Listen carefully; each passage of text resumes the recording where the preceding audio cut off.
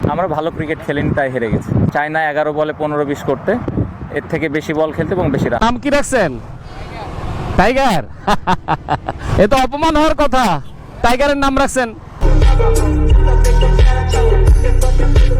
ভাই 15-20 দরকার নেই, আমাদের নেক্সট ওয়ার্ল্ড কাপ হলে হবে। আমাদের 177 রান হলে আমরা ম্যাচ জিতে দেবো। আমরা গিয়েছিলাম ঘুরতে, আমরা কি ম্যাচ জেতার জন্য গিয়েছিলাম? আমাদের দরকার হয়েছে নেক্সট ওয়ার্ল্ড কাপ, 2095 সালের বিশ্বকাপ। এটাই হলে আমাদের চলবে। শুভ কামনা, লর্ড শান্ত। দেখি ওয়ার্ল্ড কাপের আগে এগুলো নিয়ে অনেক কথা হয়, এক্সপেকটেশন, এটা করব সেটা করব, অনেক কথাবার্তা হয়। আমার একটা রিকোয়েস্ট থাকবে আপনাদের কাছে, যে এই এক্সপেকটেশনটা খুব একটা করার দরকার নেই। এক্সপেকটেশনটা মনের ভিতরেই থাক সবার। আপনিও জানেন বাংলাদেশ টিম কি চায়, আমরা ও প্লেয়াররাও জানি যে বাংলাদেশ টিম কি চায়? আমরা ঘরের মাটিতে আসতে চাই তাড়াতাড়ি। আমরা টিমটা কত দূর নিয়ে যেতে চাই। সবাই চায় যে আমরা অনেক বড় কিছু করি, বাট এটা নিয়ে যখন খুব বেশি বেশি মাতামাতি হয়, এই জিনিসটা আমার পার্সোনালি ভালো লাগে না। কারণ আসলে দরকার নাই, রেজাল্ট যখন হবে তখন অটোমেটিক বোঝা যাবে। সো আমি একটা জিনিস ভাইরে, মাতামাতি তো আমাদের করার দরকার নাই, তুমি মারলে বদা হবে। বলতে পারি যে এই যেই টিমটা খেলবে এরা 120% দিবে প্রত্যেকটা ম্যাচে জেতার জন্য।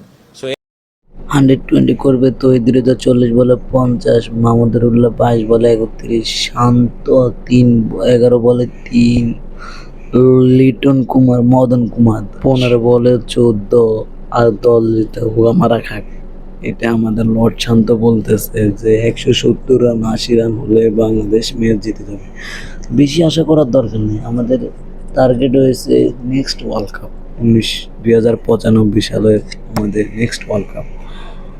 আরে ভাই, নেক্সট ওয়ার্ল্ড কাপ নিতে হবে, আমাদের এই ওয়ার্ল্ড কাপ লাগবে না। 2024 সালের ওয়ার্ল্ড কাপ লাগবে না, আমাদের লাগবে হচ্ছে 2095 সালের বিশ্বকাপ। যে মাহমুদুল্লাহ রিয়াদ, সাকিব আল হাসান, এরা নেক্সটে চলে গেলে আর আমাদের বিশ্বকাপ দরকার নেই। মাহমুদুল্লাহ রিয়াদ, এই বুড়া মাহমুদুল্লাহ রিয়াদ যে টল চলতেছে, সেই বিশ্বকাপ পেতেছে। যে 20 বলে 30 31 রান, তো হৃদয় আমার লর্ড শান্ত 11 বলে 3, অধিনায়ক আমাদের জাতীয় ক্রিকেট বিড়াল ক্রিকেটার, ভাগ না, বিড়াল ক্রিকেটার। ও আরেকটা বলে গেছে, আমাদের মায়ের তো আর ক্রিকেট, মায়ের তো ভাই তোমরা জিতবে না, তোমরা চলে আসো, তোমাদের জন্য আমরা খাবার রাখছি, তোমরা চলে আসো অতি তাড়াতাড়ি। মদন কুমার দাস, তুমি যতদিন থাকবো ততদিন আমরা হারতেই থাকবো। এটাই শুভ। আমাদের এই বিশ্বকাপ দরকার নাই, তাড়াতাড়ি চলে আসো। বরাবরই কথা শেষে একটাই রইলো, নামাজ বাদ দিয়ে না বন্ধু, ওই পাড়ার চেয়ে দুই পাড়ার দিন অনেক ভালো। আল্লাহ হাফেজ, শুভকামনা।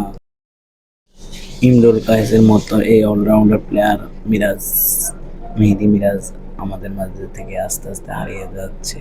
যে আমাদের আরেকটা প্লেয়ার সাইফুদ্দিন, অলরাউন্ডার প্লেয়ার, তাকেও হারিয়ে যাচ্ছে যে বাংলাদেশ ক্রিকেট বোর্ড থেকে। খুব মিস করি।